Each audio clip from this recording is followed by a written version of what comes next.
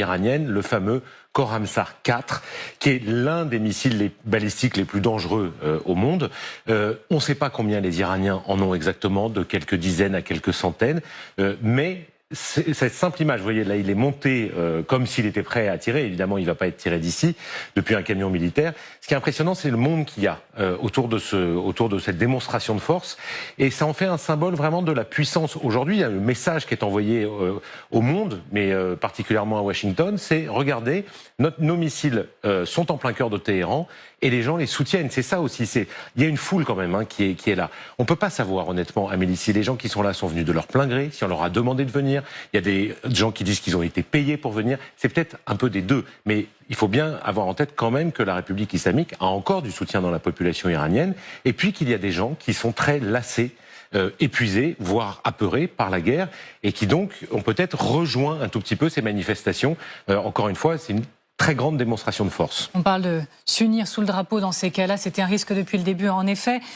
Lucas, on parle du dernier fleuron en date iranien, mais qu'est-ce que ce Khorramshahr 4 ? Voilà, pour être simple, ce missile iranien à sous-munitions dont on dit que les capacités sont redoutables. Alors vous avez les chiffres là, les capacités effectivement, 2000 km de portée, ce qui veut dire concrètement qu'il pourrait être utilisé, frapper des pays européens. À 2000 km, vous avez la Grèce, la Roumanie, c'est possible, en théorie. Vitesse, 20 000 km/h, c'est Mach 16, c'est des missiles exo-atmosphériques, ce qu'on appelle exo-atmosphériques, donc ils montent très haut, ils redescendent très vite. Vous voyez là sur cette carte jusqu'où ça peut aller. On voit bien là, ici, la Grèce, la Roumanie, un certain nombre des pays des Balkans, évidemment, qui pourraient toucher, et puis bien entendu, donc, Israël.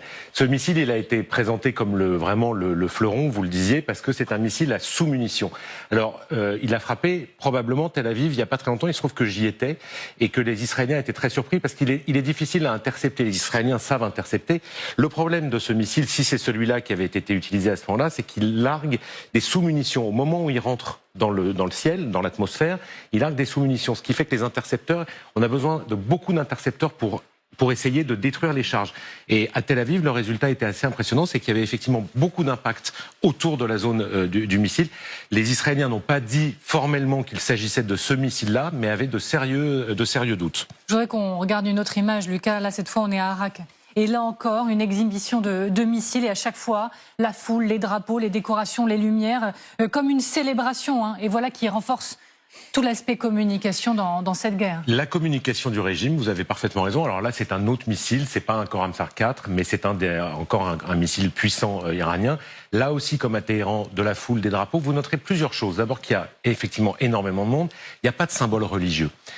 C'est une démonstration de force militaire. C'est aussi un signe que les militaires ont vraiment pris la main dans le pays. Et puis, autre enseignement, c'est qu'on a beaucoup dit que la République islamique avait anticipé éventuellement la mort du guide suprême, ou en tout cas une décapitation du régime, mais ils ont fait comprendre que la décentralisation du pouvoir pouvait fonctionner.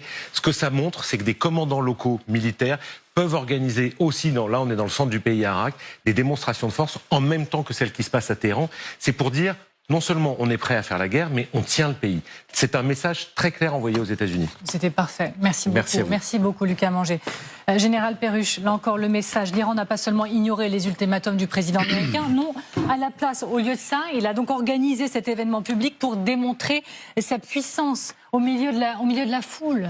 C'est assez paradoxal parce que si on fait le rapport des forces militaires, naturellement, les États-Unis sont en position de supériorité. Ils sont capables, comme on l'a vu dans les semaines précédentes, de traiter n'importe quel objectif à peu près n'importe quand, avec un minimum de risque. Je vous renvoie à l'affaire des pilotes qui avaient été abattus. Mais ce qui est paradoxal, c'est que précisément l'Iran, qui n'a finalement pas beaucoup moins en tout cas de systèmes d'armes et de capacités que les Américains, s'en sert fort habilement sur le plan politique. Je dirais que le rapport de force est très favorable aux Américains sur le plan militaire, et pourtant l'effet politique est très favorable à l'Iran. Et c'est tout le paradoxe de cette situation-là. Et en montrant quelques missiles comme ça, on ne sait pas, comme vous l'avez dit, combien ils en ont exactement et finalement quel dommage ils pourraient causer avec.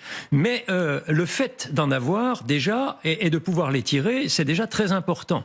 Et donc, voilà, ils montrent qu'avec peu de choses, ils peuvent avoir un impact considérable sur la situation. Alors on a vu les Iraniens dire « nos missiles sont prêts ». Je disais Galibaf qui dit qu'ils vont reprendre l'initiative des Iraniens et les Iraniens. Quand on regarde la télé iranienne, on entend « et la guerre reviendra dans les heures à venir ».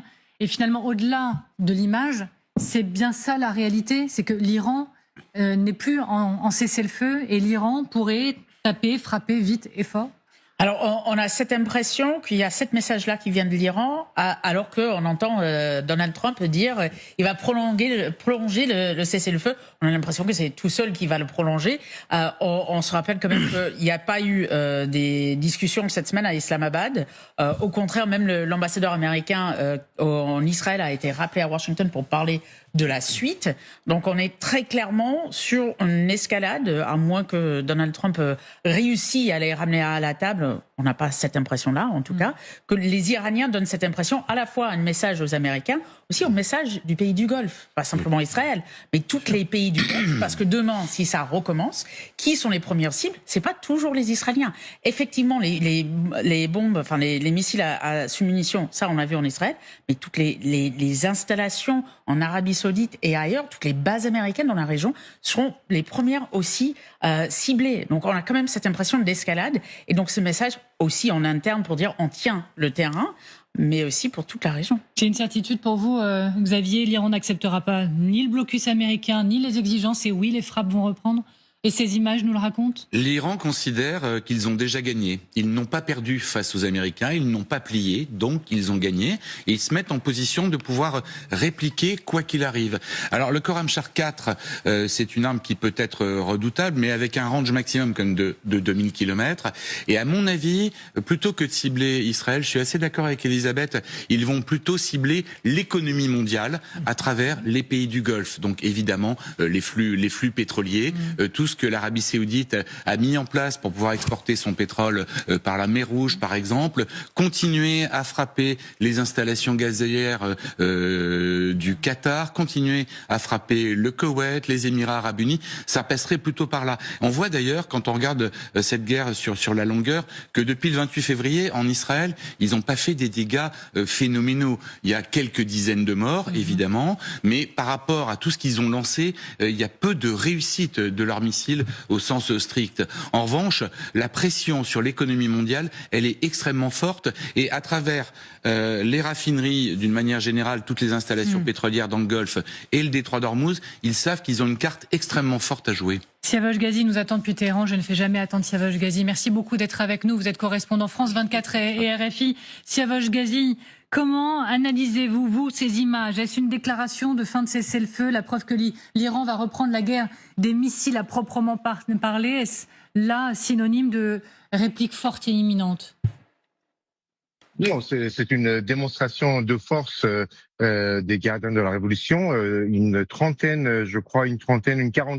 de missiles ont été montrés hier soir lors de ces réunions nocturnes des gens qui descendent dans la rue pendant plusieurs heures, peut-être quelquefois jusqu'à 2 heures du matin, donc en soutien aux forces armées. Donc le fait d'avoir exposé ces missiles, c'est une façon pour les gardiens de la Révolution de dire que ils ont suffisamment de moyens de faire face et d'imposer surtout la volonté de l'Iran aux Américains. On sait que Donald Trump a décidé de prolonger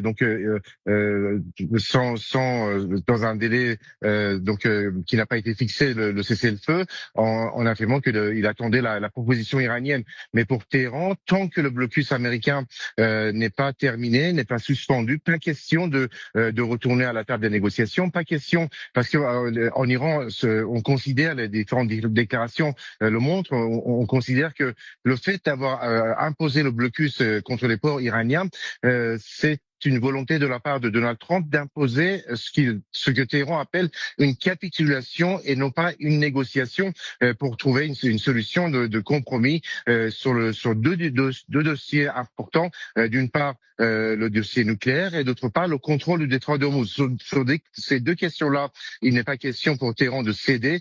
Sur le détroit d'Ormuz, cela a été montré ce matin cet après-midi avec donc des frappes contre un navire marchand britannique, et un signal, un message qui vise, je pense, les pays européens qui discutent. Notamment, il y a eu une réunion entre la France et la Grande-Bretagne et d'autres pays européens pour envoyer des forces militaires dans la région pour leur dire attention, c'est l'Iran qui contrôle cette région. Pas question qu'il y ait des navires de guerre étrangers européens qui viennent s'ingérer dans les affaires donc intérieures de l'Iran, puisque l'Iran considère que le détroit d'Ormuz fait partie de son territoire, de ses eaux territoriales.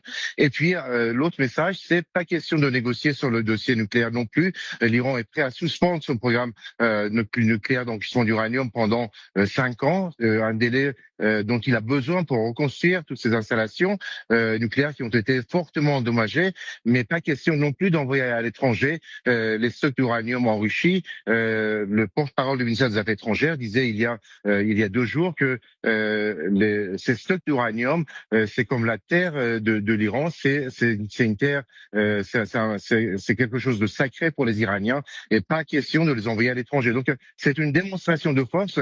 Les Iraniens estiment, en résumé, qu'ils sont en position de force et peuvent imposer leur volonté sans qu'il y ait de nouveau une guerre